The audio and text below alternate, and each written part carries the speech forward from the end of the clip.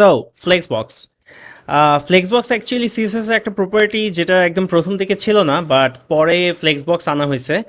And ফ্লেক্সবক্স actually কিছু problem solve করে দিছে। সিএসএস যারা করতো ওই সময় তাদের লাইফ একটু ইজিয়ার করে দিছে। এবং যেহেতু এই জিনিসটা পরে আসছে as an improvement or as a new feature, আমরা ফ্লেক্সবক্স শুরু করার আগে আমরা দেখবো অ্যাকচুয়ালি ফ্লেক্সবক্স কী প্রবলেম সলভ করেছে। সো আমি আমাদের ইয়াটাতে চলে যাই। আমাদের পোর্টফোলিও সাইটটাতে আমরা এটাকে সেন্টার করার জন্য অনেকগুলো সিএসএস লিখেছিলাম। আর একটু ঝামেলা ছিল।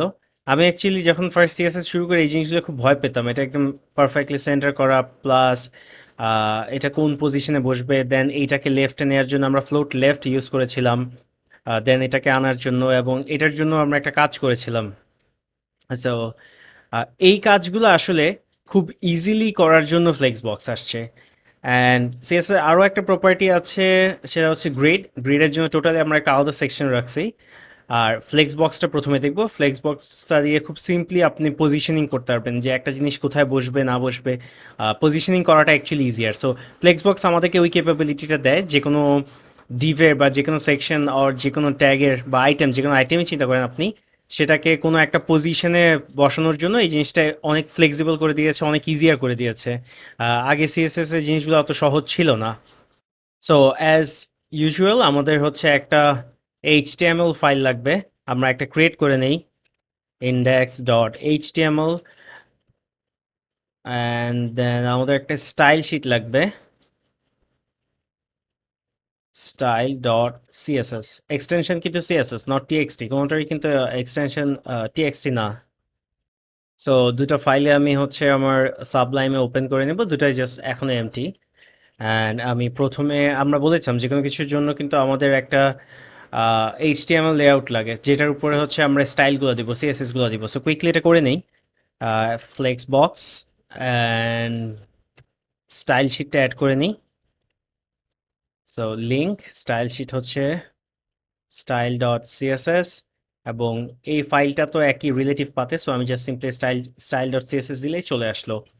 অ্যান্ড আমরা এখানে একটা ডিভ দেই, সরি, ডিভ ডট মেইন, আর এটার নাম দেই হচ্ছে আপনার, ওকে মেইন দেই আপাতত। অ্যান্ড মেইনের ভেতরে আমি আরও একটা ডিভ দিব, বক্স। এটার ক্লাস নেম অ্যাকচুয়ালি বক্স দিব। অ্যান্ড বক্সের মধ্যে কিছু রাখবো না, জাস্ট সিম্পলি বক্স লিখবো। অ্যান্ড আরও বক্স অ্যাড করবো, আরও বক্স অ্যাড করবো, আরও বক্স অ্যাড করবো। কয়টা বক্স অ্যাড করলাম? সো সেভ দিই। ওকে, সো আমরা এটা একটু দেখে নিই। আমাদের বক্সগুলো, যদিও বক্স তো ভিতরে কিছু নাই, খালি আসবে না। And when we open this it's empty, just টাইটেলটা এসেছে। অ্যান্ড নাও আমরা আমাদের এইখানে চলে আসি। স্টাইলে আমরা জাস্ট মেইনটা পরে বক্সটার জন্য একটা সিএসএস দেই, ডট বক্স। আমরা সবার আগে বলেছিলাম যে আমরা এইচটিএমএল অ্যান্ড বডিতে, আচ্ছা এটা পরে দিই, তাহলে দেখতে পারবেন অ্যাকচুয়ালি প্রবলেমটা কি হয়। সো বক্সে আমি একটা হচ্ছে হাইট দিব 50 পিক্সেল, অ্যান্ড উইথ দিব 50 pixel, and background colour red দেই। So yup. তো সবগুলা বক্স আপনারা হয়তো একটা লম্বা লাইন দেখতে পাচ্ছেন, কারণ হচ্ছে সবগুলা বক্স পরপর নিচে নিচে চলে আসছে, এই জন্যই। জাস্ট আরেকটু যদি কনফিউজ থাকেন, আমি জাস্ট একটা মার্জিন দেই, মার্জিন 10 পিক্সেল, তাহলে দেখতে পারবেন এগুলো আসলে এক একটা আলাদা বক্স। So yup. সো সবগুলো আলাদা বক্স, বাট বাম পাশে একটা মার্জিন এক্সট্রা আছে জায়গা, উপরে যতটুকু আছে তার চেয়ে বা এইটুকু গ্যাপ আমরা কিন্তু 10 পিক্সেলটা পাইনি, বাম পাশে একটু বেশি পেয়েছিলাম, কারণ আমি বলেছিলাম বডিতে আমাদের যদি হচ্ছে বাই ডিফল্ট একটা মার্জিন দেয়া থাকে। সো আমি এইচটিএমএল অ্যান্ড বডি যে মার্জিন বাই ডিফল্ট দেয়া থাকে, মার্জিন বা প্যাডিং যদি কোনো ব্রাউজার নিজে অ্যাড করে থাকে সেগুলো আমরা 0 করে দিই, প্যাডিং 0। এখন যদি বক্সের আসলে শুধু মার্জিন বটম দেই, মার্জিন বটম সেভ শুধু নিচে থাকবে, অ্যান্ড ইয়া, এক্সট্রা কোনো আনওয়ান্টেড স্পেসিং নাই আমাদের। So now here we have a box. আর এখন আসি, আমি বক্সগুলোকে আসলে আহ, একটা একটা তো মার্জিন দিয়েছি, মার্জিন বটম না দিয়ে আমি জাস্ট একটা মার্জিন দেই and it's 1 pixel save. So একটু জাস্ট ছোট্ট গ্যাপ দেখতে পারবেন চারপাশে 1 পিক্সেল করে।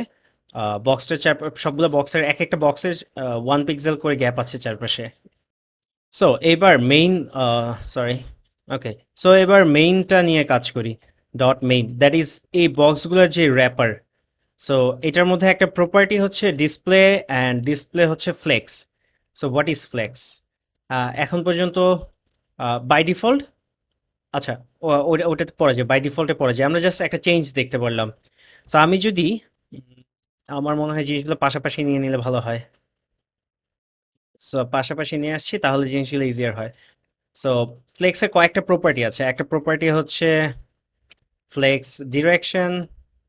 সো আমি যদি রো দেই ডিফল্টে রো, তাই আপনি হয়তো কোনো চেঞ্জেস দেখতে পাচ্ছেন না।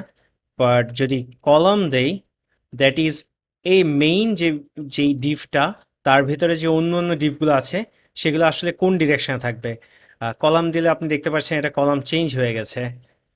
সো জাস্ট বোঝার জন্য আমরা একটা কাজ করে আসি, এটাতে 1 দেই, এটাতে 2 দেই, এটাতে 3, দেন 4, 5, 6, 7, 8, 9, 10, 11, 12.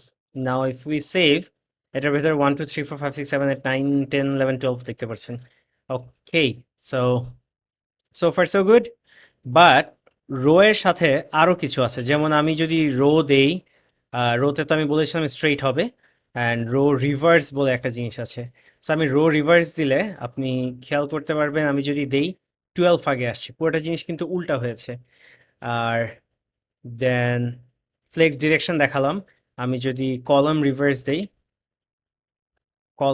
দেই উল্টা হচ্ছে, 12 আগে আসছে। পুরা ভেতরে যেই চাইল্ডগুলো আছে চাইল্ডগুলোকে সবগুলোকে রিভার্স করে দিয়েছে। তাহলে আমরা ফ্লেক্স ডিরেকশন দেখলাম। জাস্ট আপাতত এটা রো রাখি, রো কিন্তু বাই ডিফল্ট আপনি এটা না দিলেও চলবে, এটা রোই পায়। আচ্ছা, সো নাও সো নাও এইটা যদি আমি একটু ছোট করি, আপনি একটা জিনিস খেয়াল করবেন যে এটা অনেক চেপে গেছে, অ্যান্ড এটার সাথে এটা অ্যাডজাস্ট করেছে বাট জিনিসগুলো চেপে গেছে।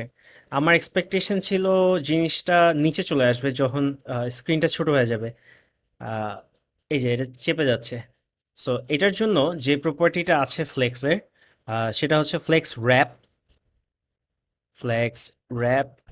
অ্যান্ড আপনি যদি এখন র্যাপ দেন এবং যদি রিলোড করেন, আপনি একটা জিনিস খেয়াল করবেন, আমি যখন এটা ছোট করব নেক্সট লাইনে চলে আসছে।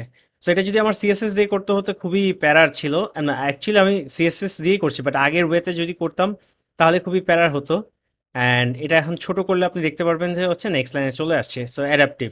আমি ইনফ্যাক্ট যদি এটা 100 পিক্সেল করে দেই, 100 পিক্সেল অ্যান্ড 100 পিক্সেল, সো আর একটু বড় হবে জিনিসগুলা, এখন আপনি দেখতে পাচ্ছেন। সো এটা উইডথের সাথে সাথে চেঞ্জ করছে। অ্যান্ড র্যাপের মধ্যে আরেকটা আছে র্যাপ রিভার্স।